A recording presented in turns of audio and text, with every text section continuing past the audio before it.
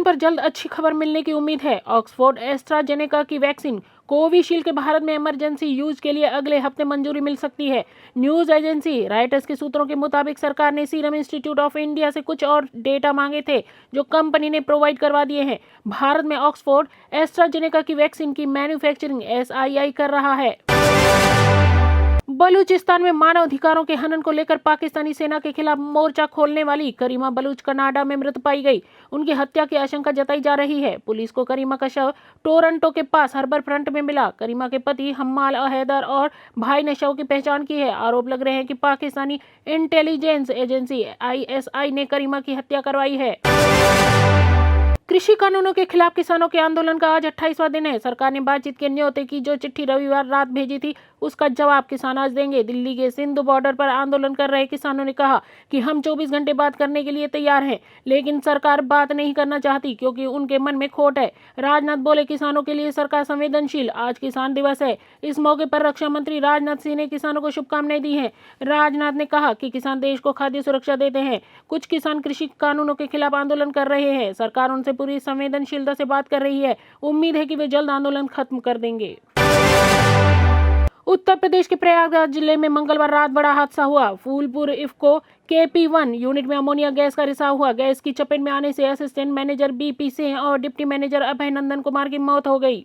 15 अन्य कर्मचारियों का अस्पताल में इलाज चल रहा है। माना जा रहा है कि यूरिया प्रोडक्शन यूनिट के पंप में लीकेज की वजह से हादसा हुआ। फिलहाल यूनिट बंद कर दी गई है। जानकारी के मुताबिक 2 साल में 5 बार यहां गैस लीक हो चुकी है, लेकिन मैनेजमेंट ने सबक नहीं लिया। मुख्यमंत्री योगी आदित्यनाथ ने हादसे पर दुख जाहिर करते हुए जांच के आदेश दे दिए हैं। साल 2020 जैसा दौर न तो पिछले कई दशकों में किसी ने देखा और न ही कोई देखना चाहता है। कोरोना काल में राज्य में अचानक सुसाइड के केस में काफी तेजी आई। इसके पीछे चिंता को सबसे बड़ा कारण माना गया। इसको लेकर Himachal Pradesh mental health authority ने शिमला, चंबा और मंडी में लोगों की सोच को लेकर एक सर्वे करवाया। सर्वे में 5188 लोगों से बातचीत की गई, जिसमें चौंकाने वाले खुलासे हुए। जब उनसे पूछा गया कि क्या इस दौर में उन्होंने आत्मघाती कदम उठाने के बारे में सोचा, तो 8.04% यानी 417 लोगों ने कहा कि वे खुद को खत्म करने की कोशिश कर चुके हैं।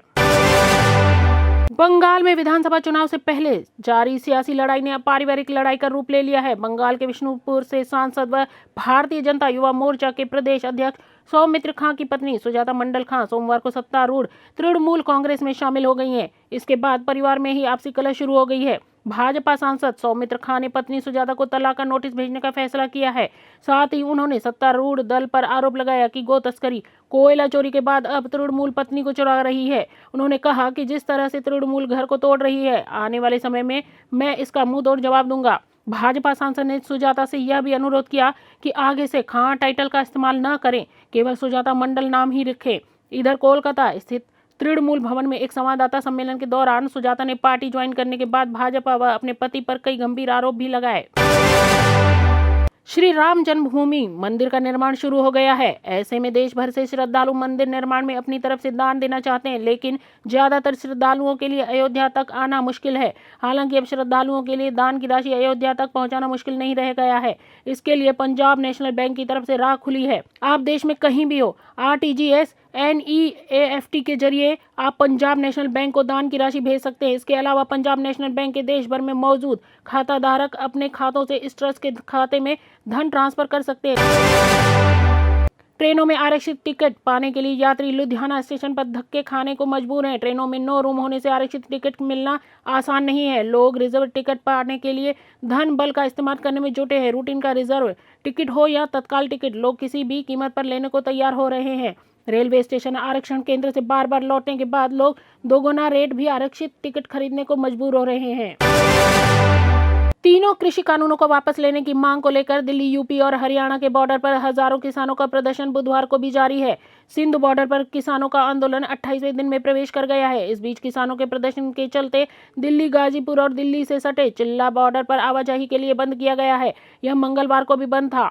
वहीं चिल्ला बॉर्डर बंद होने से दिल्ली जाने वाले वाहन चालकों को परेशानी का सामना करना पड़ रहा है। इससे पहले मंगलवार को पूरे दिन दलित प्रेरणा स्थल के गेट नंबर 4 से DND टोल तक और DND टोल से सेक्टर 16A लूप तक जाम रहा। इसके चलते व्यस्त समय के दौरान घंटों वाहन चालक परेशान रहे। नारकोटिक्स कंट्रोल ब्यूरो अभिनेता अर्जुन रामपाल से 2 बार पूछताछ कर चुका है। ताजा रिपोर्ट्स की माने तो उन्हें तीसरी बार फिर सवाल जवाब के लिए बुलाया जा सकता है। एनसीबी के जोनल डायरेक्टर समीर वानखेड़े ने अपने एक बयान में कहा, हमने अर्जुन रामपाल के बयानों में अंतर पाया है। हम इनकी जांच कर रहे हैं। जरूरत पड़ी हम उन्हें फिर से पूछताछ के लिए बुला सकते हैं।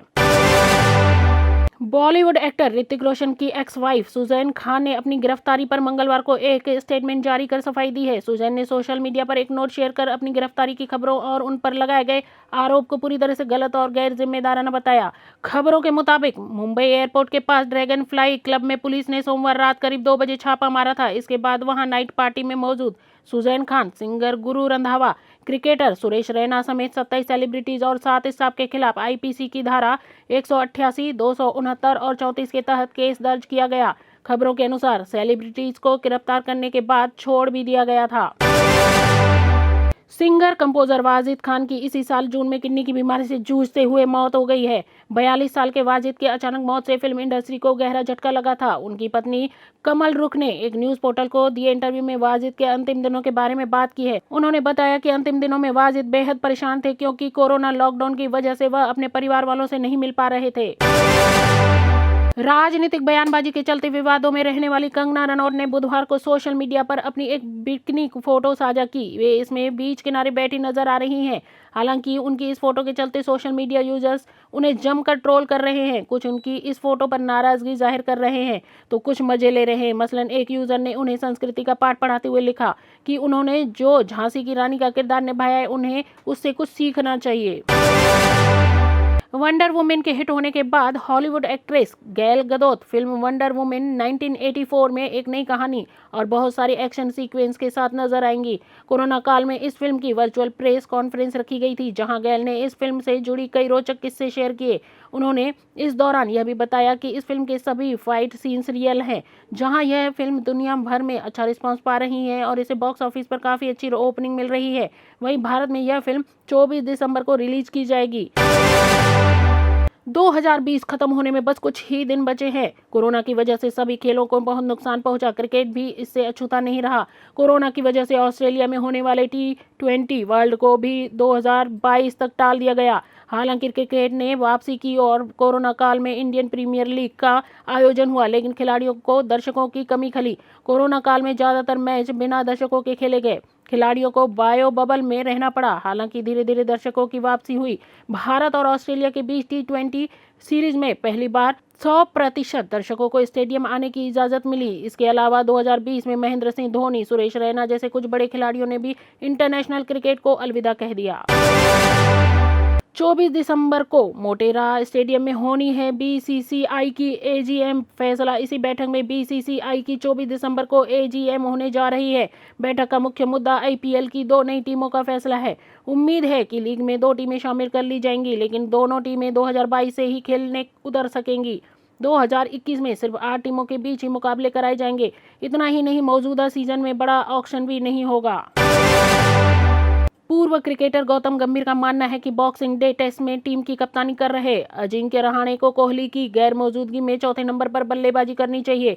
साथ ही इस मैच में टीम को 5 गेंदबाजों के साथ उतरना चाहिए। कोहली पहले टेस्ट के बाद पैटर्निटी लीव पर चले गए। उनकी गैर मौजूदगी में Ajinkya Rahane boxing day test समेत बाकी बचे 3 टेस्ट में टीम की कप्तानी करेंगे। 4 मैचों की टेस्ट सीरीज के पहले मैच में ऑस्ट्रेलिया ने भारत को 8 विकेट से करारी शिकस्त दी। पहले टेस्ट में मिली हार के बाद सचिन तेंदुलकर ने कहा कि भारतीय टीम को निश्चित तौर पर अपनी फील्डिंग सुधारने की जरूरत है। उन्होंने कहा, कैच ही मैच जिताते हैं यह हम सब जानते हैं। हमें कैच ड्रॉप नहीं करना चाहिए। फील्डिंग में सुधार की जरूरत है। सचिन ने साथ ही भारतीय बल्लेबाजों को डिफेंसिव होने की बजाय फ्रंट फुट पर खेलने की सलाह दी है। बता दें कि भारत ने पहले टेस्ट की पहली पारी में 6 कैच ड्रॉप किए थे। इसमें मार्नस लाबुशाने के 3 और टिम पेन का 1 कैच शामिल था। इसके खामियाजा टीम को हार के रूप में भुगतना पड़ा। छत्तीसगढ़ विधानसभा के शीतकालीन सत्र के तीसरे दिन प्रश्नकाल में ही हंगामा हो गया। भाजपा विधायकों ने आरोप लगाया कि सरकार की लापरवाही से 1 से 1.5 हजार करोड़ रुपए से अधिक मूल्य का धान सड़ चुका है। खाद्य मंत्री ने इस नुकसान से इनकार किया। विपक्ष ने विधानसभा की समिति से जांच कराने की मांग की। मांग नहीं माने जाने पर नाराज विपक्ष ने वॉकआउट किया। छत्तीसगढ़ विधानसभा के शीतकालीन सत्र का आज तीसरा दिन है। आज तीसरे दिन मुख्यमंत्री भूपेश बघेल 250 करोड़ का द्वितीय अनुपूरक बजट को पेश करेंगे। इसके साथ ही 4 संशोधन विधेयक को भी सदन के पटल पर रखा जाएगा। सत्र के पहले दिन संसदीय सचिव और किसान आत्महत्या मामले में भारी हंगामा हुआ और पहले ही दिन कार्यवाही में रुकावट आई। वहीं दूसरा दिन दिवंगत मोतीलाल वोरा को श्रद्धांजलि देने के बाद सदन स्थगित कर दिया गया। आज तीसरी बैठक है जिसमें भी विपक्ष सरकार को घेरने की पूरी तैयारी कर चुका है, जिसमें ध्यानाकर्षण के दौरान प्रदेश में लॉ एंड ऑर्डर की अनदेखी, कोरोना संक्रमण से बढ़ते मौत, रेत और ड्रग माफिया जैसे कई मुद्दे शामिल होंगे। वहीं सरकार ने भी विपक्ष को करारा जवाब देने में विधायक दल की बैठक में अपनी पूरी तैयारी कर ली है। प्रश्नकाल के दौरान प्रदेश में धान के उठाव पर सवाल भाजपा विधायक रजनीश सिंह ने पूछा। साथ ही अब तक 850 करोड़ का धान खराब होने की जानकारी सदन को दी, जिसमें फंड की व्यवस्था नहीं होने के कारण बताया। इस पर खाद्य मंत्री अमरजीत भगत ने जवाब दिया, लेकिन विभागीय मंत्री के जवाब से विपक्ष असंतुष्ट होने की वजह से सदन में आरोप प्रत्यारोप का दौर शुरू हुआ। नेता प्रतिपक्ष कौशिक और बृजमोहन ने कहा कि 1300 करोड़ का नुकसान की जांच एक समिति बनाकर किए जाने पर दबाव बनाया, जिसके बाद आय मंत्री के जवाब से भी विपक्ष की नाराजगी बरकरार रही और सदन में ही नावबाजी विपक्ष ने शुरू कर दिया और साथ ही सदन से इसी मामले में वॉकआउट भी कर दिया। सदन की कार्यवाही लगातार जारी रही। छत्तीसगढ़ में गर्म कपड़ों का बाजार किसान आंदोलन की वजह से ठंडा नजर आ रहा है। दरअसल लुधियाना, अमृतसर से दिल्ली आने वाले गर्म कपड़ों के स्टॉक के न पहुंचने की वजह से गर्म कपड़ों की व्यापारी परेशान है। इस वजह से सीजन में लगभग 20 करोड़ का व्यापार प्रभावित हो रहा है। नगर निगम रायपुर के महापौर एजाज ढेबर की अध्यक्षता में 24 दिसंबर को मेयर इन काउंसिल की बैठक होगी। बैठक नगर निगम मुख्यालय के तृतीय तल पर स्थित सभा कक्ष में होगी। दोपहर 1 बजे से होने वाली इस बैठक की जानकारी नगर निगम रायपुर के सचिव नेतराम चंद्रकांत ने दी है। अमलेश्वर के खुरमुड़ा हत्याकांड में 4 लोगों की लाश बरामद हुई थी। वहीं परिवार का एक बच्चा गंभीर रूप से घायल है, उसे उपचार के लिए अस्पताल में भर्ती कराया गया है। माना जा रहा है कि वह घटना का प्रत्यक्षदर्शी है। वहीं वारदात से इलाके में सनसनी फैल गई।